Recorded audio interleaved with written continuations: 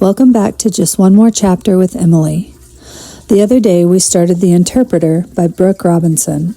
It's a story about Ravel Lee, a translator in London. She is a single woman who is trying to adopt Elliot, a 6-year-old boy, from foster care. When we left off the other day, Ravel was just getting ready to find out what the verdict was of a case she was working. Will the perpetrator be guilty or innocent? Follow along to find out. This is Chapter 3 of The Interpreter. Not guilty. Not guilty on the major charge of child destruction. The heiress will pay a fine and serve a community sentence for the dangerous driving and fleeing the scene, but that's all. I keep the television low to avoid waking Elliot. The defendant's expressionless face fills the screen. The smooth as silk defense barrister stands next to her, smug. A ripple in the newsreader's voice betrays the disgust she hasn't entirely left in the dressing room. To what extent did testimony from the Italian tourist affect the outcome? I wonder. When the bereaved father comes on the screen, ghostly and hollowed out, I hit the standby button before his eyes can reach me. I try to scrub him and the case from my mind, scramble the words and flush them away. I hope she loses this case. I'm reminded of what Sandra said just before we parted ways at the Old Bailey. Why would she say that about her employer in such a serious trial? Sandra must think the woman is guilty of all charges. People like the heiress often reveal themselves in front of their staff. Their true self pokes through the mannered facade with waiters, drivers, cleaners, anyone that they think is not worthy of the performance. Sandra probably knows that woman and what she's capable of better than anyone. I should have had a complete news blackout this week. Ordinarily, with a course assignment, I pop in on the relevant day, interpret for the person who requires it, and I'm on to my next job by the time the trial concludes. Unless the client is the defendant, I'm usually not there for the verdict. The outcome of the trial is none of my business. Early on, I learned to stop being curious. I can't control the results, so I let it go. But when it's a case like this, how can I avoid hearing about it? Sleep for me feels out of the question, so I take the opportunity to sort my court invoices for this financial year. There isn't a great deal of information in the documents. A variation on South Hawk Crown Court, June 5th, R versus Fernandez. I need to unspool my memory to recall details of each job. Here's one I remember. Invoice $38,575. I attended a police station in East London to interpret for a Portuguese tourist who found human remains in Walthamstow wetlands. I vaguely remember reading news reports at the time about the foot belonging to a missing Bethnal Green woman. I never heard whether or not anyone was arrested. I can't even remember reading the woman's name. Into Google, I type various combinations of foot found Walthamstow wetlands to locate the case. The article in The Telegraph says an East London man was being held for the murder of a 28-year-old woman. My eyes scroll to the end of the story. Charges dropped, suspect released, the case seemingly cold. I spent 6 hours that day speaking for the Portuguese tourist, describing his discovery, his shock, his fear, the sickness that rushed to his throat when he realized what was in front of him, a human foot, female-looking, and what that meant, and it never occurred to me afterward to learn whether or not they had found the killer. It can't occur to me. I do my job, I say the words, and I go home. I need to remember that. I know the cruel details of court cases will stay with me if I'm not careful. They will gather inside, slow poison accumulating, like sucking lead from the end of a pencil. So I am careful. I am Teflon. The words I interpret travel straight from my ear to mouth, said and gone without leaving a trace. I repeat the words without metabolizing them, swallow sentences whole, and try to make sure they never touch the sides. Even though I speak in first person, recounting every story, every action, event, fear, and feeling of the client as I, said as though we are one and the same. Another memory drops into view, a rape murder case from a few years ago, a teenage girl killed in her own home. The accused, the girl's neighbor, nominated his Polish-speaking boss as a character witness, and I was hired by the defense to interpret. The man spoke convincingly of his employee's good character, but even so, the evidence seemed considerable, and surely the accused is in prison now. My computer flashes low battery, and I scramble to connect the cord. Old Bailey teenage girl rape murder. Page 1, 2 of Google. So many rape murders, but not the one I'm looking for. Page 3. 4. An image by the court artist. I recognize the defendant's smirk. Acquitted. Step away from the laptop, I tell myself. This is not helping anything. I know it's only a matter of statistics. A coincidence these particular cases were not guilty verdicts. Sometimes justice wins, sometimes it doesn't. They could have been innocent. I need to find one case that resulted in a conviction, and then I'll stop. A motorbike roars past the building, the engine an explosion against the stillness of the night. Last year I was summoned after midnight to interpret for a Russian-speaking Estonian woman chased through the residential streets of Muswell Hill by a man on a moped.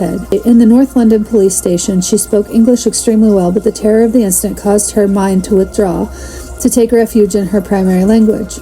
Muswell Hill moped sex attacker. I find it. Guilty. There. I did that. I didn't work for the victim. I was neutral, but I helped to create a detailed statement, a specific and clear witness account, and I was just part of a group of people who convicted this man and got justice done.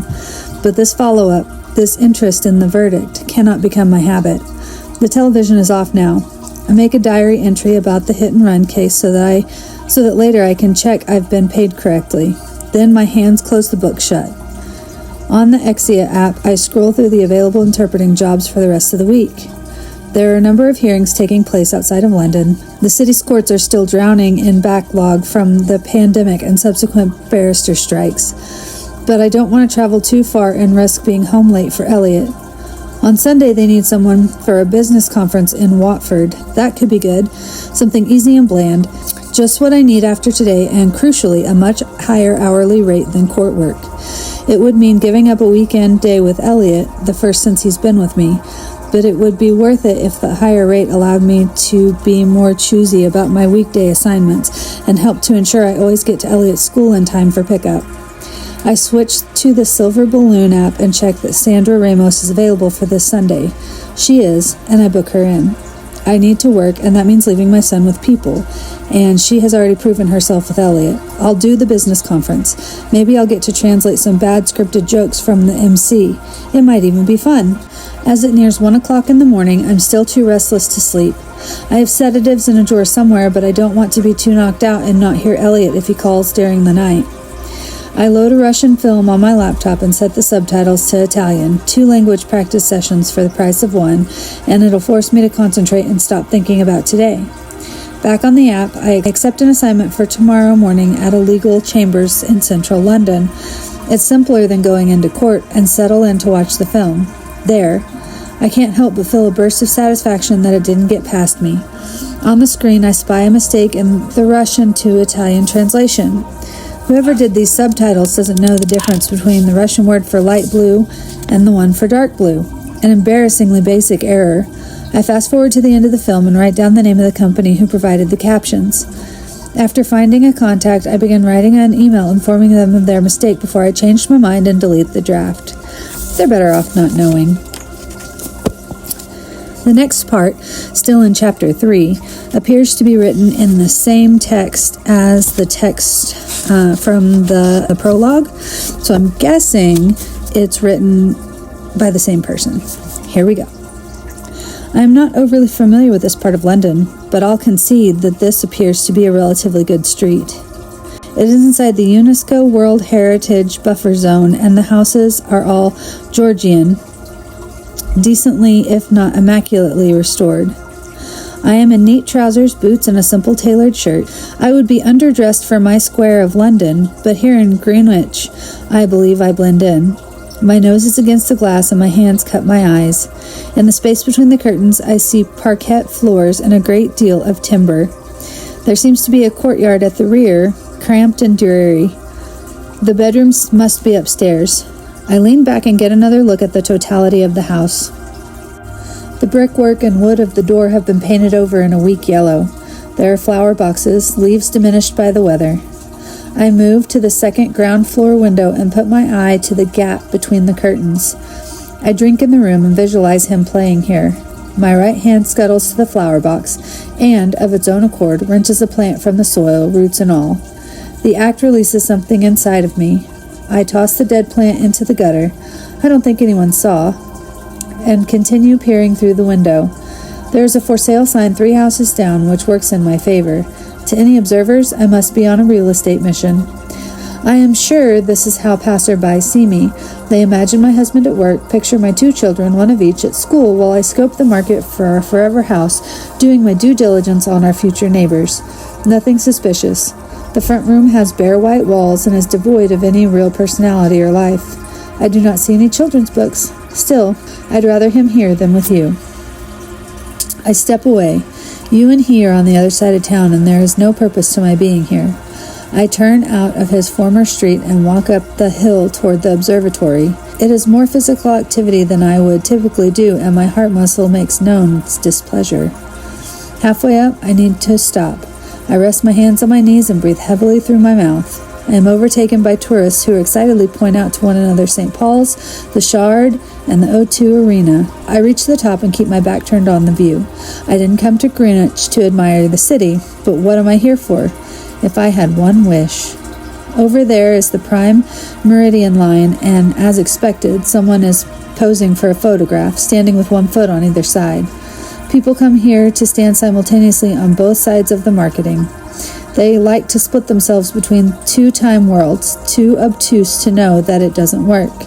Because you cannot escape this world. Nobody can. On either side of time, I know that everything will feel the same. I'm still me, you're still you, he's not mine. I hear them before I see them. It's a weekday during term, and there is bound to be a school group on excursion. This is something I studiously avoid. Children's bookshops, museums, anything educational. But this morning I felt the irresistible urge to press on the bruise. A mass of children in school uniforms came into view, and I realized that I'm fine. I can withstand this, because they are the same. They are nothing to me. Anonymous little bodies indistinguishable from one another. Boiled sweets melted down and stuck together. If my son was among them, he would stand out as if lit by a single spotlight on a dark stage. 2 teachers in fluorescent vests attempt to herd the children, but their skills are limited. A child, any of those children, could readily be whisked away. Then a small girl bumps into my leg, takes one look up at my face, shrieks in terror, and runs to a teacher. I do not carry a mirror these days, but I can guess the state of me and anticipate how she'll later describe my face to her friends. I am not fine near these children. Coming here was a foolish thing to do. I turn away from the observatory and head down the hill as quickly as I can, boots skidding along the wet grass. At any moment, almost falling, almost unleashing an uncontrollable scream. My phone begins to ring. The number is blocked. Hello? I am breathless. Do you accept a call from HMP Bronzefield? It's a woman's voice. I don't immediately respond. A cramp has formed in my abdomen. It twists and ties into knots. I have a prisoner here who's trying to get in contact with you. My sister, I say. I knew this day would come. If I had one wish. If wishes are being distributed, could I have one more, please? With 2, I would kill both of you. Yes, I say into the phone. Put her through. And that was the end of Chapter 3 from The Interpreter by Brooke Robinson. So far, we've seen Ravel go through many ups and downs, experience many things, and I'm excited to see where this book takes us. But I'm intrigued to find out how this all plays out. I would assume it has something to do with the person who has the sister from prison and that wants to kill her and the lady at the bookstore. I'm not really sure who that is. Either the mother of the child or perhaps maybe the mother of the child. I'm not sure. It'll be interesting to figure out who that is and what the whole point of this whole thing. So don't forget to like and subscribe. And don't forget to hit that notification bell if you'd like to hear more about what is going on with Ravel and Elliot and to figure out who this mystery character is. Thank you for being here. Thank you for listening. And if you have any idea who you think the mystery person might be, drop that down in the comments for me. Thanks, guys. I'll talk to you soon.